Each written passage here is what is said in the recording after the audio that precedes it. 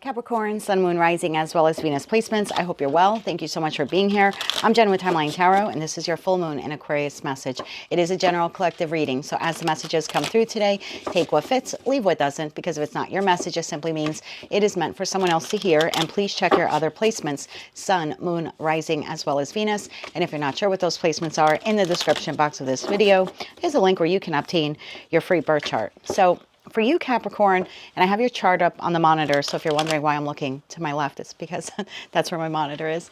So for you, this full moon in Aquarius will be illuminating your second house of finances, self-worth, and material possessions. At this time, you are being asked to release any scarcity mindset that you're still holding on to, and any outgrown financial attachments that you have. This is a time for you to let go of the idea that your personal value is strictly tied to the productivity that you produce at the workplace or within your community or any of your social engagements or to the dollar amount in your bank account. So let's see where we're going with this message. We'll get a baseline message here using the Urban Crow Oracle deck, and then we will dive deeper utilizing tarot. So for Capricorn, Sun, Moon, Rising, as well as Venus placements, tell me more about their full moon in Aquarius message and how this pertains to their second house of finances, self-worth, and material possessions for the Capricorn collective. Let's get one more shuffle here. Thank you. We have card number 32, Nature. And at the bottom of the deck, we have card number 19, Freedom.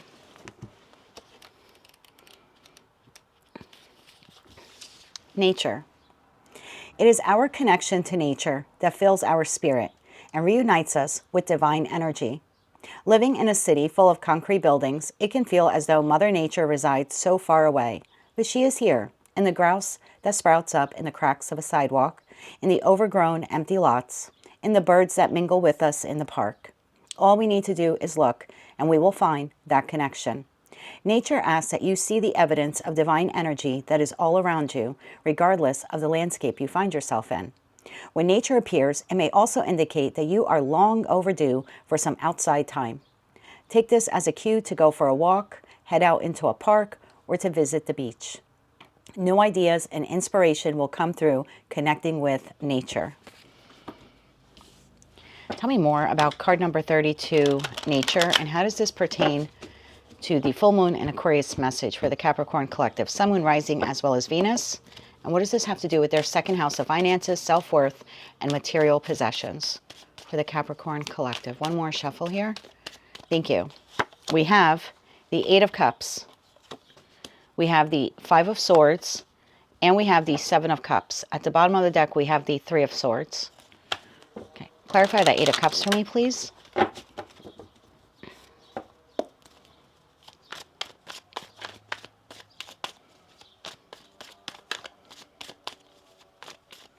Let's get one more shuffle. Okay, thank you. We'll take them. We have the Fool. We have the Eight of Swords.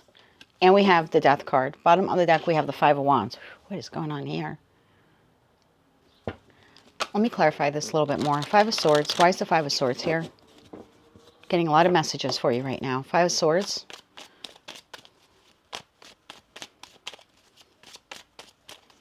One more shuffle here. Thank you. Five of Swords is clarified by the Seven of Pentacles, the Six of Pentacles, and the Hanged Man. Seven of Cups. Why is the Seven of Cups here? One more shuffle. Thank you. Seven of Cups is clarified by the Ace of Wands, the Nine of Wands, and the Five of Wands. Bottom of the deck, we have the Ten of Pentacles. Okay. I want to get the first message out of the way. It's a little dark, so hang in there with me. Again, there are other messages coming through, but I feel like I need to get the first one out because it is very important. Plus, it's a bit dark or morbid, and I just kind of want to clean that energy off the table here. So I have a group of you where you have an individual in your life who they either have passed on or they are terminally ill. Okay, so I'm not predicting that anyone's going to die because they're happy, healthy, they're walking across the street, they get hit by a car, God forbid. But that's not what I'm saying here.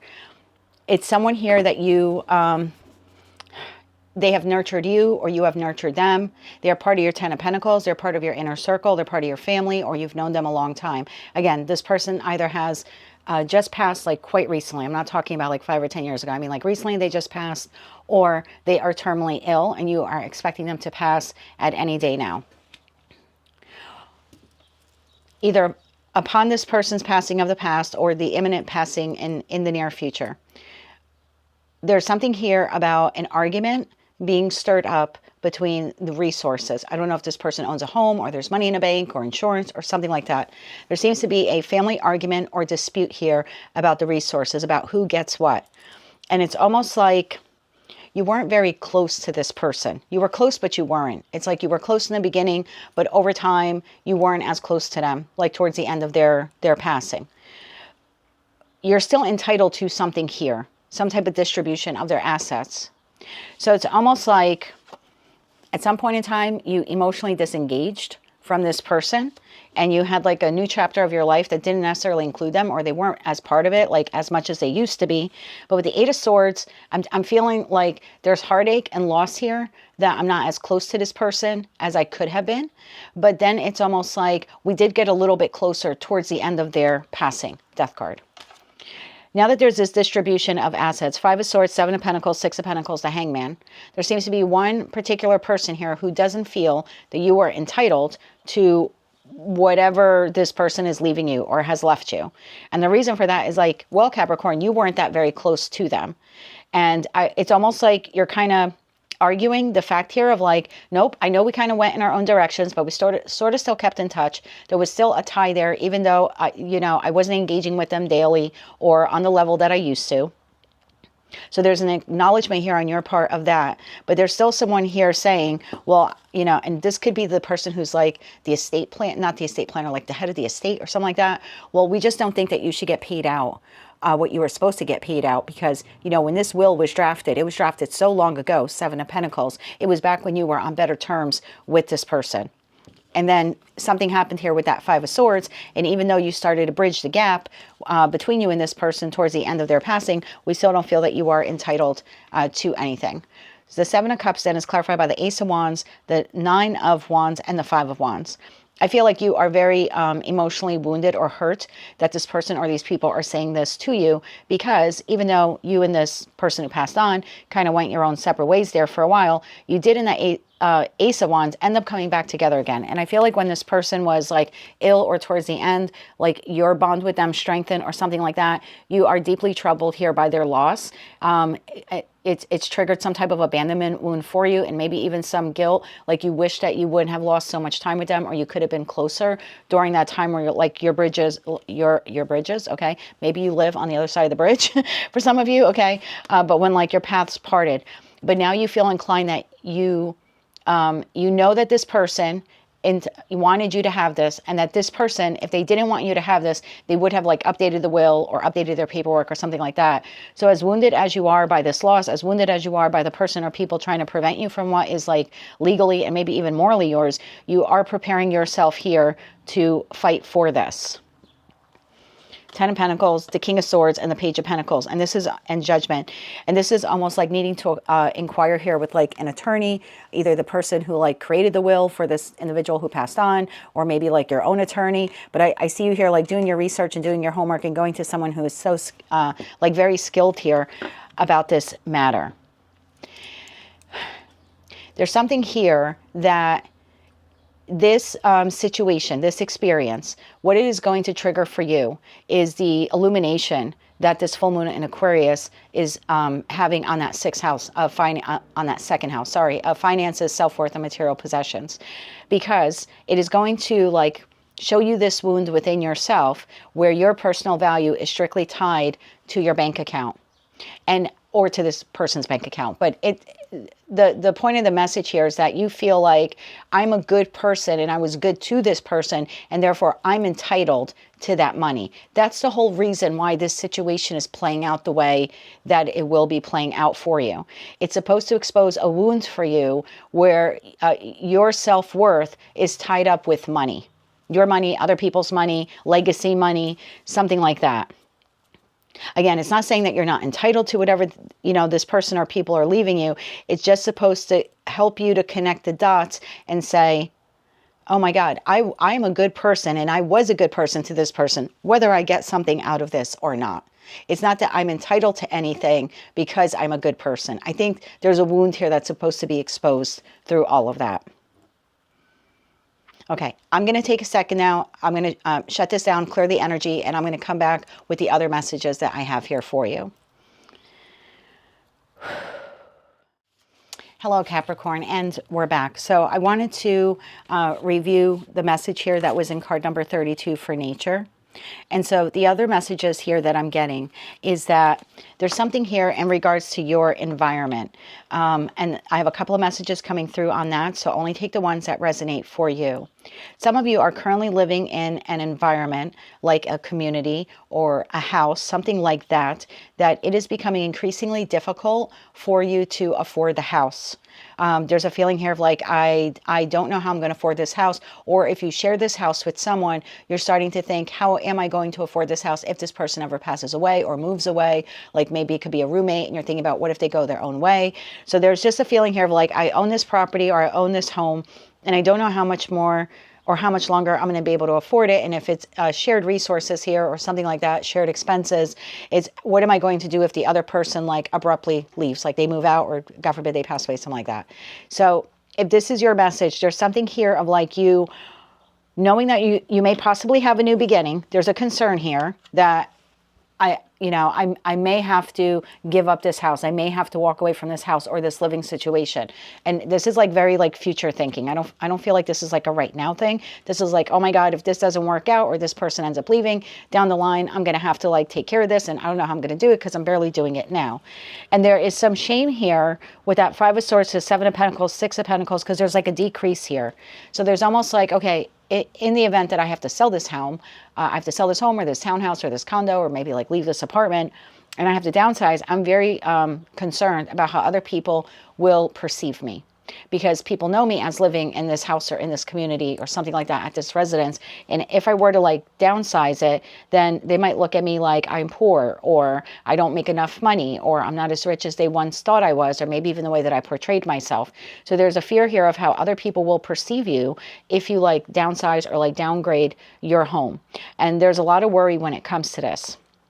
And I feel like your message here is the reason why this situation is occurring for you is not because the universe wants you to live in like less than adequate housing or anything like that. It wants you to get real with yourself, that what your home looks like or the community you live in or the contents of your home has absolutely no reflection of who you are as a human being.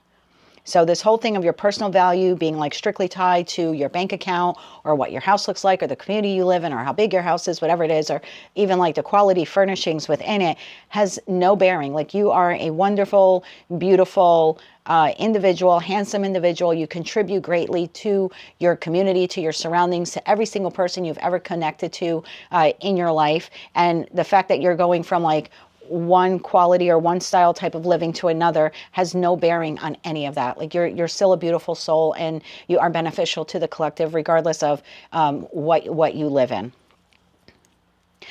I then have this other message for you that some of you are currently at a job. You are currently employed. You've been considering leaving this company, taking a leap of faith and moving maybe towards something else. And this could be like towards retirement, so semi-retirement, finding another job. But there's a feeling here that if you were to do that, you would be making less money, or the potential to make less money is there. And the concern is not that you wouldn't be able to survive on less money, it's that you wouldn't be able to continue the lifestyle that you currently have. And again, you're seeing this as like a detriment to you. Like if I go from making, I don't know, $60,000 US dollars a year to $40,000 US dollars a year, could I live on that? I can make some lifestyle adjustments here, certainly, but I don't want people to see those changes.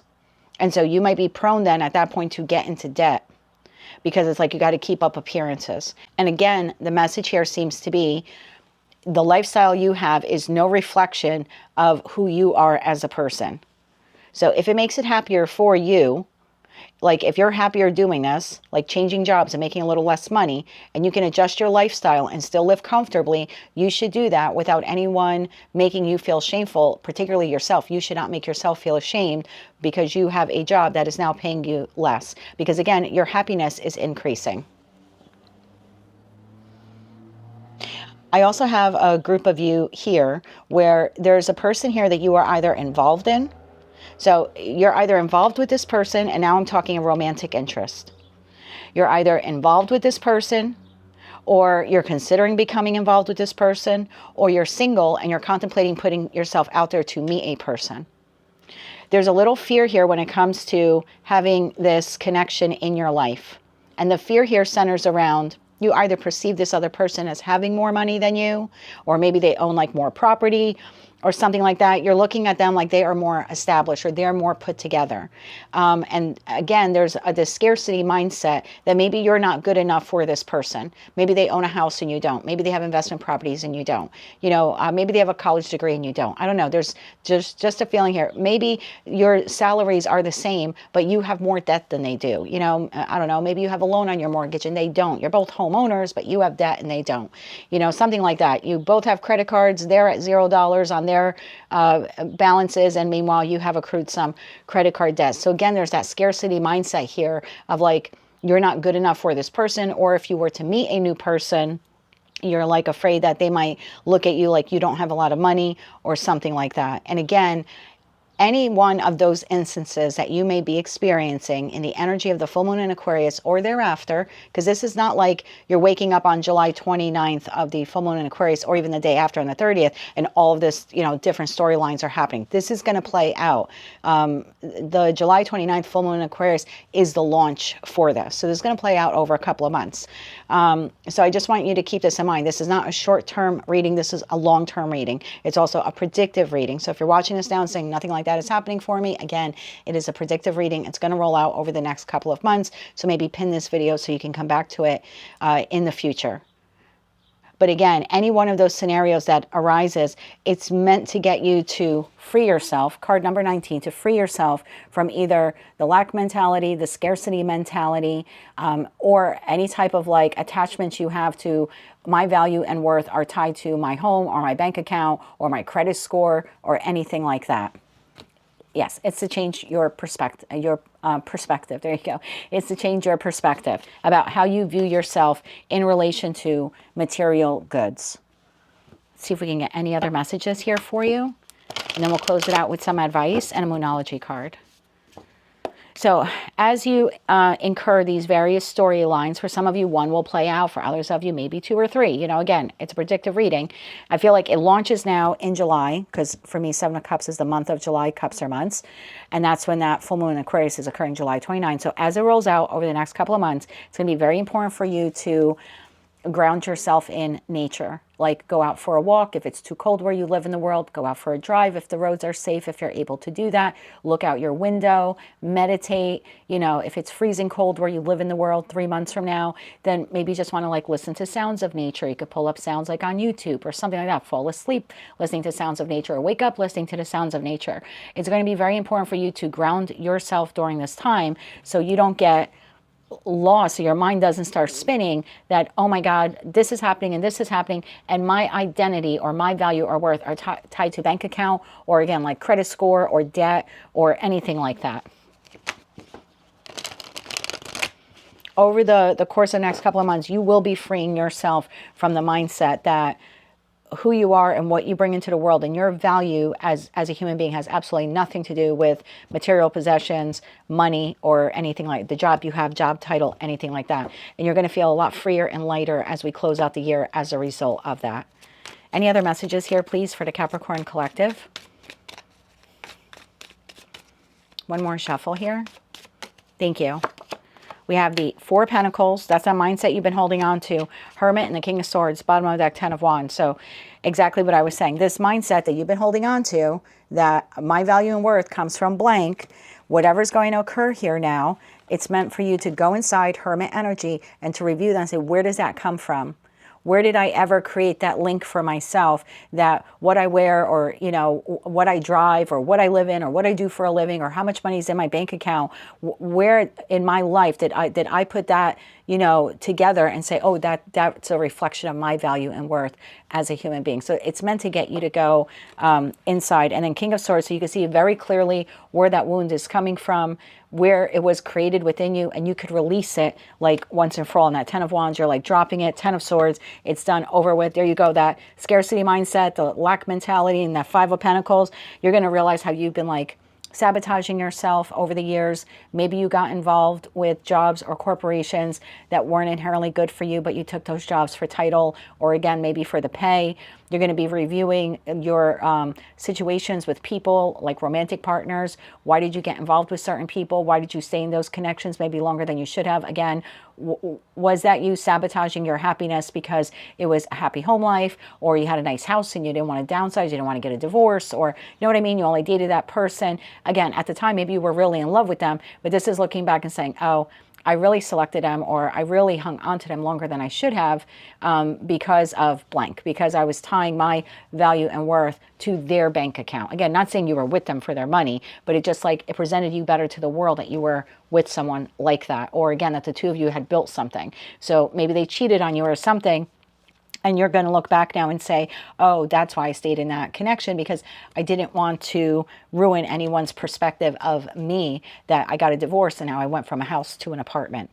So again, this would all be like past stuff, kind of like you're reviewing. It's all going to begin for you, moon card, in the energy of that full moon in Aquarius, reviewing all of these past situations, environments, connections, learning where the Page of Pentacles, can't believe how your story is coming out, reviewing all of these, like look like a student, basically connecting all the dots, and that Ace of Pentacles then like literally finally being free, being able to see how your self-worth and your self-value is not tied to any of those things.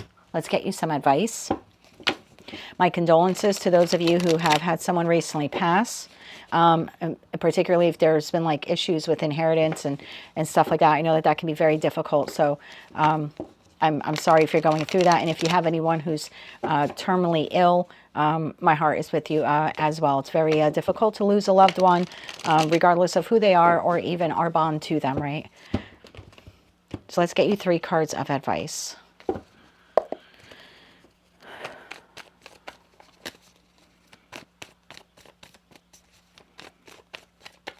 Okay, I'm being told to get cards for those of you where this has anything to do with settlement in regards to that, like inheritance. I was told like to put your mind at ease, over it. So can I get 3 cards, please, to put their mind at ease for that message number 1 early on? This is like inheritance, distribution, property, something like that. One more shuffle. Thank you. We have the 10 of Pentacles, which was at the bottom of the deck. So this is who these other individuals are like basically warring with you over, that you don't deserve any of that. Queen of Wands and the King of Pentacles. Bottom of the deck, we have the Magician, the 3 of Pentacles, and a 9 of Pentacles. So there's a compromise here then that is made, whether your attorneys are involved or not. There's a compromise here that is made. I have you in your highest vibration, King of Pentacles, talking to a Queen of Wands. They don't necessarily have to be a fire sign, Aries, Leo, Sagittarius, but there is discussion here between you and another individual about that inheritance. And again, there seems here to be discussion. We have Mercury rules communication in the Magician energy. And then there's a division here of whatever assets that this person had. And we see the 3 of Pentacles here. So you are receiving some of it. And it does begin here in Leo season for you. So that is what I have for you on that note. Let's get you now 3 cards of advice. This is general advice, regardless of what situation will be playing out for you. One more shuffle here. Thank you. What I also notice about the Freedom card is we can see like flowers here on the wings. So I'm taking it like heart chakra stuff. Like you're going to be able to like love yourself so much more when all of this is done and over with, because you're going to have a different perspective in regards to your value and your worth. Your advice, King of Swords, again. Yeah, you're going to see things very clearly. Page of Swords and the Hermit. I mean, and that's exactly what we saw you in. And then we have the Magician. So you're going to be able to come through this, whatever this is, whichever one of the storylines are playing out here for you, you will be enlightened. You will be able to connect the dots. You will be able to see things very clearly in regards to value and worth. And then moving forward, Magician, 2 of Wands, literally moving forward, and King of Pentacles, you really being able to see your value and worth and how it's not tied to material possessions or money or job title or investments or anything like that. So huge healing cycle here will begin for you in that full moon in Aquarius. Let's close it out now with the Moonology card. Just remember to stay grounded and like practice breath work. You could do an internet search on breath work. You could even look up breath work specific to you, Capricorn, and just see what comes up. You can use AI too if you want for that. You can consult with your doctor, your physician, but any type of breath work there might also just help you to nurture yourself, to stay grounded. Moonology card here, please, to close out this message. One more shuffle there. Thank you. We have bring love into the situation, new moon in Aquarius. Well, it's a full moon in Aquarius, but the new moon in Aquarius, interesting. This card was, I think, second at the bottom of the deck for Sagittarius. So if you're dealing with a Sagittarius, maybe you want to look at that reading. But either way, I recall, because I had to look it up for them, that the new moon in Aquarius is February 6th or February 7th of 2027. So again, that's what I meant. Like, this is going to be like a long span for you. It's starting now in the full moon in Aquarius. It will end with that new moon in Aquarius, but you will be seeing yourself differently and you will be loving yourself more as a result. And bottom of the deck, we have it's time to release negativity. Full moon in Scorpio. There's that scorpionic energy there of the death card. So I think the negativity here that you're releasing again is your value and worth tied to money, finances, and material possession. So bravo to you. Huge growth spurt. Unfortunately, coming on the heels of something difficult for you, but while you're progressing through that difficulty, know that there is a favorable outcome there for you. And another reason why this is happening is so you can look at that wound and finally heal it. So that is what I have for you, Capricorn. That is your full moon in Aquarius message. If you like that message, it resonates with you, you want to claim all or part of it, please be sure to click like, share, comment, and subscribe. Hype the video on your mobile device if you're able to do that. And don't forget to check out your other placements. Until I read for you again, be gentle with yourself. And as always, I'm wishing you light, love, and peace.